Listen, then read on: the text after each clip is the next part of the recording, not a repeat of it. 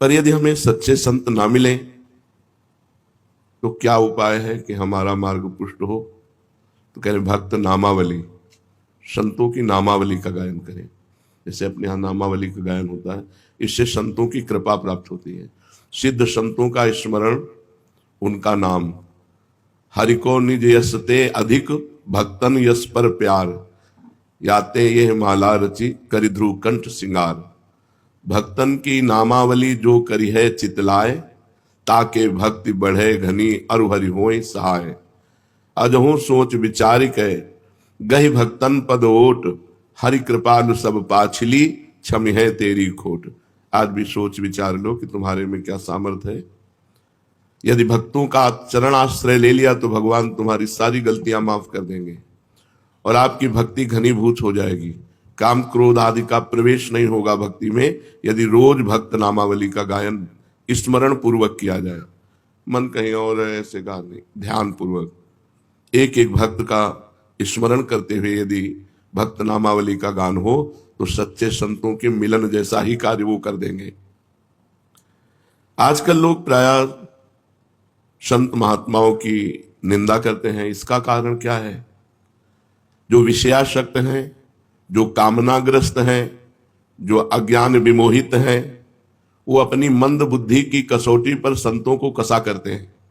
उनकी मंद बुद्धि होती है, तो अपनी बुद्धि के अनुसार वो संतों और महापुरुषों को पहचानने के लिए सामर्थ्य है नहीं, इसलिए वो बाहरी बातों को लेकर के संत महात्माओं पर दोषारोपण करने लगते हैं और उनकी निंदा करते हैं और अश्रद्धा करके अपना पतन कर लेते हैं। जहां किसी संत महापुरुष की निंदा हुई तो अश्रद्धा हुई, तहां हमारा पतन हो जाता है। संतों को पहचानने के लिए परम पवित्र निरहंकार रहित भगवत बुद्धि चाहिए। वो भगवत बुद्धि जब हो जाएगी तो खुद आप संत हो गए, तो सब आपको संत नजर आएंगे। जब तक खुद संत नहीं हुए तब तक संत को पहचानना बहुत कठिन है। संत सेवा का प्रधान साधना क्या है? कैसे माने कि हमारी ये संत सेवा बन गई? तो संतों के बताए हुए मार्ग पर चलना ही सर्वश्रेष्ठ संत सेवा है। उत्साह के साथ, विश्वास के साथ जो संत भगवान ने आदेश कर दिया बस वैसे हम चलें, यही सबसे आज्ञा समन सुसाहिब सेवा। अगर हम अपने गुरुजनों की, संत महापुरुषों की आज्ञा का पालन करते हैं तो हमारी संत सेवा हो रही है। अब वो आज्ञा वो जो दे दे, आप सोहनी लगाओ, आप पोछा लगाओ, आप आरती करो, आप पाठ करो, आप नाम जप करो, आप अमुक, जो प्रभु आज्ञा जेहिका जस आही, सो तेहि भांति रहे सुख लाई। स्वामी की जैसी आज्ञा हो उसमें ननुनच न करते हुए उनकी आज्ञा का पालन करने से ही भगवत प्राप्ति हो जाएगी, संत सेवा बन जाएगी, उनकी आज्ञा का पालन करना। संत महापुरुषों के विचारों, उनके भावों, उनके उपदेशों को समझना चाहिए और उसी का पालन करना चाहिए। वो जो विचार अपने प्रकट करते हैं, भाव प्रकट करते हैं, उपदेश देते हैं, उसका पालन करना सबसे बड़ी सेवा है। अगर ये सेवा नहीं हो रही तो भोजन दे दिया, वस्त्र दे दिया, और भी ये कोई खास सेवा नहीं। उनकी आज्ञा का उल्लंघन कर दिया और उनको रबड़ी पवा रहे हो तो सच्चे संतों को ये अच्छा नहीं लगेगा। आप कुछ और नहीं कर रहे, बस उनकी जो आज्ञा है उसी आज्ञा पे चल रहे हैं, इतने में ही वो प्रसन्न हो जाएंगे।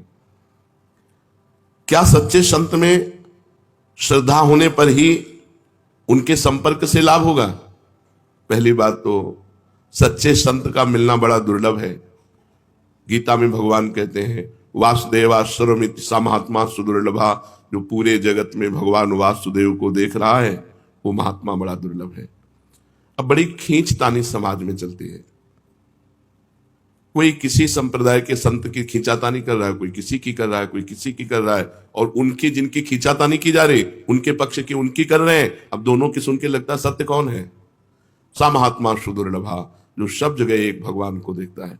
ये ऐचा घसीटी, एक दूसरे की निंदा, कलयुग का बहुत बड़ा प्रभाव बढ़ रहा है।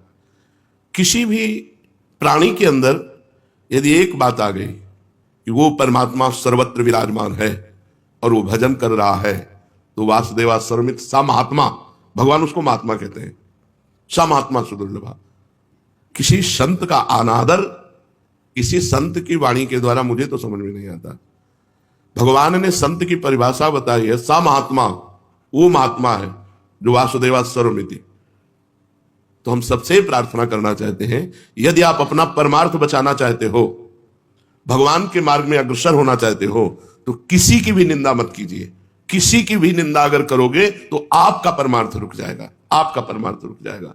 जो दूसरों का हित कर रहे हैं, जो निर्विकार हैं, हम लोग पाषाण से भी भगवान प्रकट करने वाले हैं। हम सनातन धर्मावलंबी पत्थर से भी भगवान प्रकट कर लेते हैं। तो फिर जिसने हमारे भगवान को भजा, उनकी हम चरण वंदना क्यों नहीं करते? जो भगवान को भजे, भगवान को हमारा सर झुकना चाहिए। हम ये नहीं कहते कि तुम वहां जाओ, लेकिन उनका नाम आते ही आदर के सहित हम निंदा किसी। एक बार कोई राम बोले तो तुलसीदास जी कहते हैं, तुलसी जाके मुख से धो क्यों निकसत राम, ताके पग की पग तली मोरे तन की चाम। और वो राम को भजकर राममय हो गए। आप क्या समझते हो?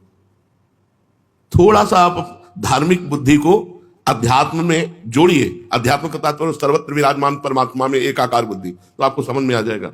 अरे क्रूर पापी में भी भगवान देखना है, फिर जो भगवानमय हो गए हैं उनकी निंदा स्तुति। तो ये जो संतों की निंदा करते हैं, ये अपनी मानसिकता को दिखाते हैं। तो हम सबको चाहिए, सत्संगियों को, कभी भी किसी भी संप्रदाय के किसी भी संत की निंदा नहीं करनी। कोई भी जो भगवान को प्राप्त होता है वो उसी धरा को पहुंच जाता है, चाहे जहां से चले वो वहीं परमात्मा को प्राप्त हो जाता है। जो सच्चे संत हैं, तो तुम्हारी श्रद्धा हो या ना हो, उनका प्रभाव बदल देगा। और अगर कहीं श्रद्धा कर लो तो बहुत जल्दी काम बन जाएगा। पर श्रद्धा ना करने से, जैसे आप सोए हुए हो, सूर्य उदय हो गया है पर आपको भान नहीं है, पर जब आंख खुलेगी तब आपको सूर्य का प्रकाश दिखाई देगा। ऐसे सच्चा संत मिल गया है पर आपका परिवर्तन नहीं होगा। परिवर्तन तब होगा जब श्रद्धा की आंख खुलेगी, तब आपको प्रकाश दिखाई देगा। अगर हम श्रद्धा पूर्वक किसी संत का सेवन करें तो बहुत जल्दी परिवर्तन हो जाएगा। और अगर अश्रद्धा से भी सेवन करें तो श्रद्धा आ जाएगी, धीरे धीरे श्रद्धा आ जाएगी। पर किसी संत की बाहरी परिवेश से हम किसी संत की आंतरिक स्थिति को नहीं जान सकते। बाहरी परिवेश उनका सांसारिक हो सकता है, लेकिन अंतर में उनकी बहुत ऊंची स्थिति हो सकती है। अंतर की स्थिति को कोई अंतर वाला ही जान सकता है। संतों को एकांत में रहकर मौन साधना करना ठीक है या लोक कल्याण के कार्य करना ठीक है? एक महात्मा परम सिद्ध शक्ति संपन्न एकांत में रहता है, लेकिन वहीं से जगत का मंगल करता है। सर्वे भवन्तु सुखिनः, सर्वे सन्तु निरामयाः, सर्वे भद्राणि पश्यन्तु मा कश्चित् दुःखभाग् भवेत्। उसकी इतनी जोर की ऊर्जा शक्ति होती है, पूरे संसार के कल्याण करने के लिए उनके शरीर से परमाणु निकलकर जगत मंगल करते रहते हैं। अगर ऐसे संत ना होते ना, तो जितना पापाचरण हो रहा है ना, तो भस्म हो जाए।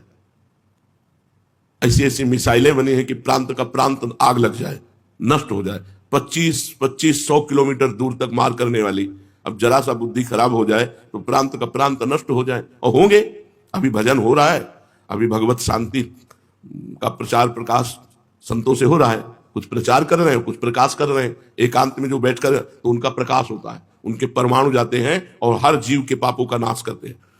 एक है कि जो एकांत में बैठ करके खूब भजन करते हुए शक्ति संपन्न होकर जगत का मंगल करते हैं, और एक है जो भजन करते हुए दूसरों को उपदेश देते हुए दूसरों का मंगल कल्याण करते हैं। अगर दोनों को तौला जाए तो पहले वाला श्रेष्ठ निकलेगा। अगर दोनों का तौला जाए कि कल्याण दोनों में से किसके ज्यादा होंगे, तो उसके ज्यादा होंगे जो एकांत में बैठकर भजन कर रहा, मौन, कभी बोला नहीं, पर उसमें जो भजन के परमाणु है वो जीवों का परम मंगल कर देंगे। जीवन मुक्त पुरुष महापुरुषों के द्वारा जो कर्म होते हैं, क्या वो पाप पुण्य जैसे होते हैं? जैसे एक संसारी आदमी काम करता है, अच्छा तो पुण्य हो गया, बुरा तो पाप हो गया। तो जीवन मुक्त पुरुषों के द्वारा जो कार्य संपादन होता है, तो क्या वो शुभ अशुभ की तरह होता है, पाप पुण्य की तरह होता है? तो कह रहे महापुरुषों के द्वारा जो क्रिया होती है उसे कर्म संज्ञा दी ही नहीं जाती, उसे लीला कही जाती है। लीला है, वो गंगा स्नान कर रहे हैं तो उनकी लीला है, और नाली में स्नान कर रहे हैं तो उनकी लीला है। उसको कर्म संज्ञा नहीं दी जाती। जहां कर्ता ही नहीं बचा, अहंकार ही नष्ट हो गया, तो अब वो पूरे विश्व को भंडारा करा रहे तो कोई पुण्य नहीं, और उसके द्वारा कुछ लीलाएं हो रही तो कोई पाप नहीं। वो पाप और पुण्य दोनों से बड़े। अब अच्छा हो रहा है तो उसकी प्रशंसा करेंगे संसारिक, और अगर उनकी बुद्धि के खिलाफ हो रहा है तो उनकी अवहेलना करेंगे। जो सिद्ध संत होते हैं, देखो इसी में परीक्षित जी को संशय हो गया था। ये धर्म के लिए भगवान ने अवतार लिया। तो रात्रि में एकांत में गोपिकाओं को बुला करके रास करना, ये क्या धर्म के विरुद्ध नहीं हुआ? परीक्षित जी के इसी प्रश्न से रास का विश्राम कर दिया कि ये तो, जबकि परीक्षित जी लोक संग्रह के लिए प्रश्न, तब उन्होंने कहा कि जो भगवान शंकर जैसे है वो विष का पान किया, दूसरा पान करे तो मर जाएगा, ऐसे ही जो महापुरुष है वो जो कर रहे वो हमें नहीं करना, वो जो उपदेश कर रहे हैं और उपदेश से जो उनके आचरण मिले वो करना है, क्या नहीं करना। वो महापुरुष है, उनकी लीला है, वो क्या कर रहे हैं। तो क्या महापुरुषों के द्वारा पापाचरण भी होता है क्या? ये तो साधनावस्था में ही छूट गया था, तो सिद्धावस्था में कैसे हो सकता है? तुम्हारी मति गति के परे की लीला हो सकती है। जैसे ब्रज के भक्तों में पढ़ना, ग्वारिया बाबा, तो एक बंगाल से परिवार आया था और उनके साथ 18-20 वर्ष की लड़की थी, और 70 वर्ष के बाबा होंगे, साफा बांधे रहते तो राजा महाराजा की तरह। देखा, बोले यार की मर्जी हो गई, अब इससे ब्याह करेंगे। उनके पिता ने कहा कैसी बात करते हो? उनका ना अब तो ब्याह करेंगे। अब वो इतनी जोर से आवाजें होने लगी कि भीड़ लग गई। क्या हुआ क्या हुआ? बाबा ने कहा इस लड़की से ब्याह करेंगे। उनका हम ऐसे कैसे कर देंगे इनके साथ? बोले नहीं ब्याह करेंगे। झगड़ा शुरू हो गया। पिता ने कहा वो पिंड बचाना मुश्किल हो गया। बाबा ने कहा अगर ब्याह नहीं करोगे तो चिता लगाकर भस्म हो जाऊंगा। उसने कहा तुम मर भले जाओ, हमारा क्या बिगड़ रहा है, हम ब्याह नहीं करेंगे। तुम ऐसा थोड़ी अपनी बेटी का ब्याह कर देंगे। बाबा ने चिता लगा ली।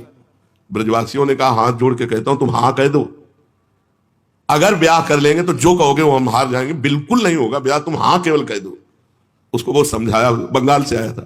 तो उसने कहा बाबा ब्याह कर लो, हम राजी हो गए। बोले अच्छा चलो चिता में नहीं बैठेंगे। यार की मर्जी नहीं है, नहीं ब्याह नहीं करेंगे। और चल दी।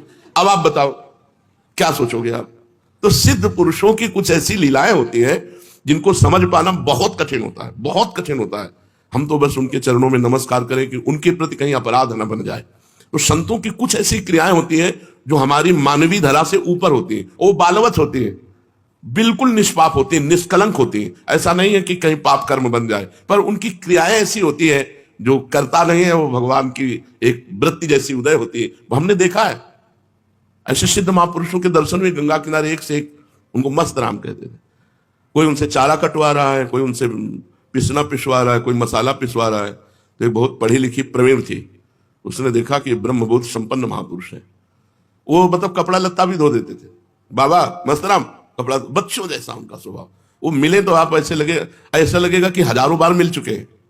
इतने परमाणु प्रेम के, इतने गले लग गया। और गुरु भाई आप कैसे? ऐसे तो लगता है हमें जानते हैं क्या? और उनका व्यवहार ही ऐसा था, वो भगवत स्वरूप। तो उसने फिर उनके सामने कार्य रखा कि ऐसे संत से यदि संतान उत्पन्न हो तो जगत पूज्य। तो उन्होंने कहा कि देवी मस्त राम की मस्ती एक सीमा तक रहती है। चल रही, वो समझ रहे थे कि बावरे हैं, तो उनका देवी मस्त राम की मस्ती एक सीमा तक रहती है, और घर के बाहर निकल गए। उन्होंने खुद संतों से अपनी बात बताई। तो कुछ संत ऐसे होते हैं जो सीमा से ऊपर होते हैं हमारी बौद्धिक धरा से। हमें किसी की निंदा नहीं करनी।